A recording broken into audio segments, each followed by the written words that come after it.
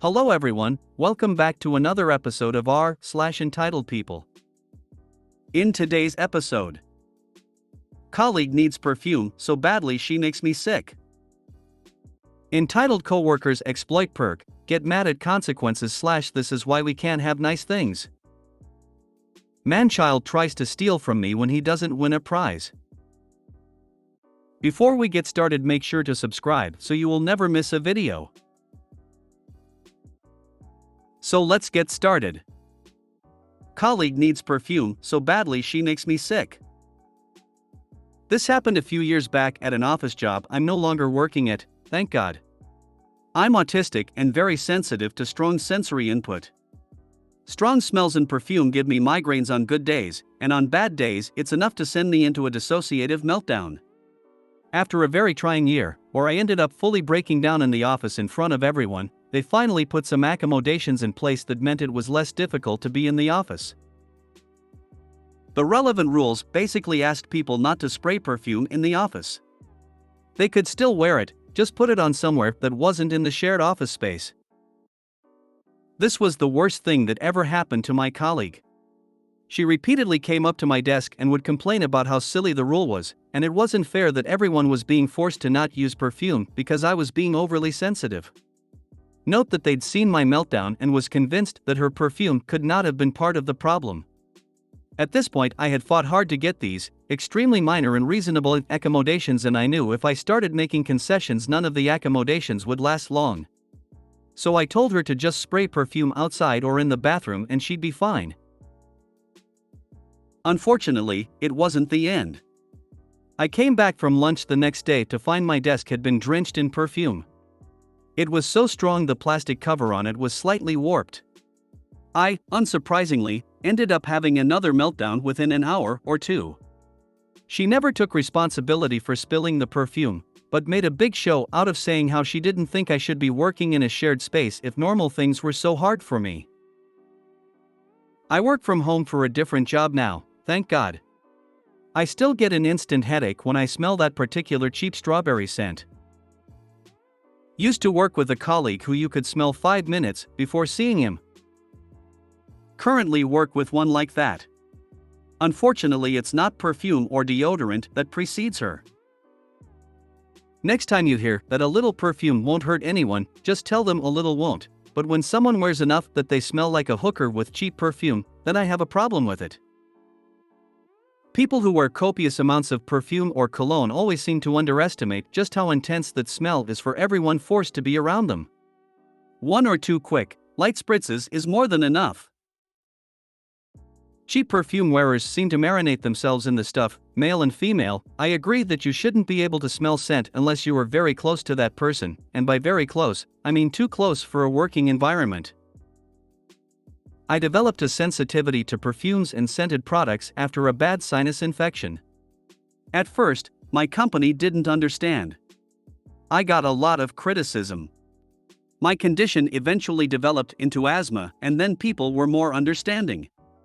Eventually, my company made it part of the dress code that people couldn't wear or spray strong perfumes. Then COVID hit, and now I work from home.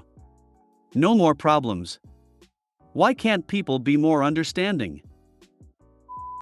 Entitled coworkers exploit perk, get mad at consequences / this is why we can't have nice things. The parking garage at work requires a card pass to enter and exit. We also issue parking permits and keep a log of license plates in an attempt to discourage people from renting out their space. Our office is in the downtown core. We installed a handful of EV charging stations and sent out a notice that this is a benefit for employees only.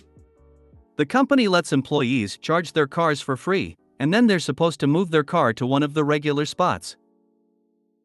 I suppose I should say used to let, as that privilege has been revoked for everyone. A handful of idiots told their friends they could charge their cars for free, and even let them borrow their cards to get in and out of the garage. Their idiot friends left their cars parked for the entire business day, bringing this to the attention of management almost immediately when actual employees complained they couldn't charge their vehicles. A notice went out to advise that unauthorized vehicles would be towed without notice going forward. We switched to a paid model. I don't have an EV, so I don't know if there are special terms and whatnot. That brought a lot of complaints, unsurprisingly not from people who didn't exploit this perk. Sure, they were unhappy, but the loudest whiners were the ones who had to tell their friends they couldn't charge their cars for free anymore. Someone always has to ruin it. Right? I feel bad for the good coworkers who lost out.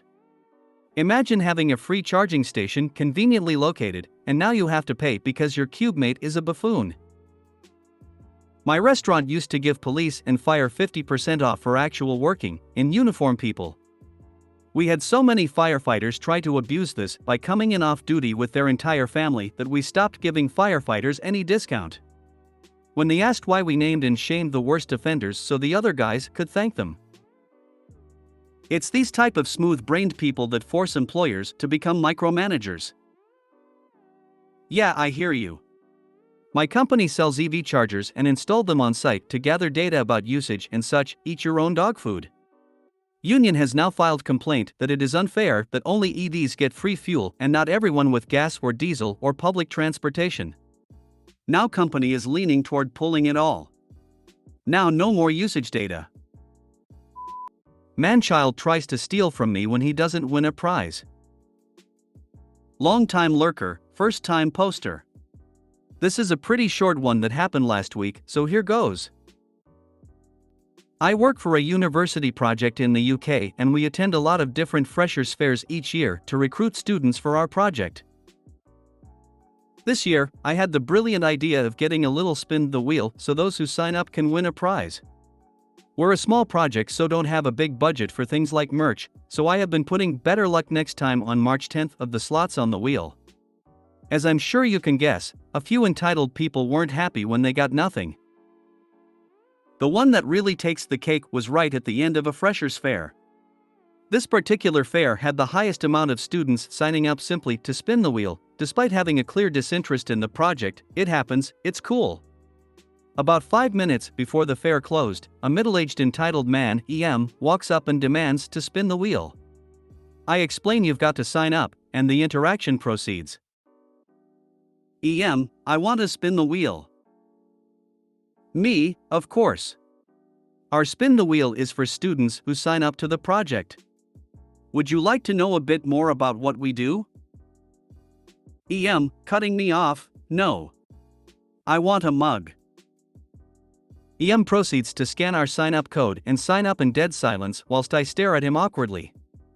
Once he's done, he spins the wheel and gets better luck next time. Me, oh, I'm so sorry, better luck next time. Would you like a pen? I can tell you more about what you signed up for. EM, cutting me off, again no. I want a mug. Points at our mugs behind the stall. Me, sorry sir, you can't. A mug. Now. I'll spin again. Gets better luck next time again. Me, sir. EM, looks at me, looks at my water bottle I'm holding. Well, give me that then. An important point to note here is that this is my personal water bottle, absolutely nothing to do with the project. Me, sir, this is my personal water bottle, it's not merch. EM, yeah, give me one of those points again at water bottle. Me, absolutely speechless. EM, storming off after a few seconds of stunned silence, I am not happy. I'm so sorry, I resisted being robbed of my personal possessions. Afterwards I thought it was hilarious, but I did genuinely think he was going to snatch my water bottle out my hands at the time. It's even funnier that he was a full-grown middle-aged man acting like a literal toddler having a tantrum. What's the opposite of a mature student? An immature one. I was making pancakes for our welcome week for all the first year's first ever week. I was using a big old grill, so of course all the pancakes had little black specks on them, cause I don't believe anybody had ever cleaned the grill, lol. But they were still delicious, and IIRC free. A pair of middle-aged well-dressed women got their pancakes from someone else down the line, then came over to me and demanded pancakes without the black bits on them. I just looked at them and slowly told them that all the pancakes look like that. Who even complains about free pancakes, JFC? That's when you crouch down and explain gently that sometimes we all have very big feelings and it can be hard to express them in a constructive way.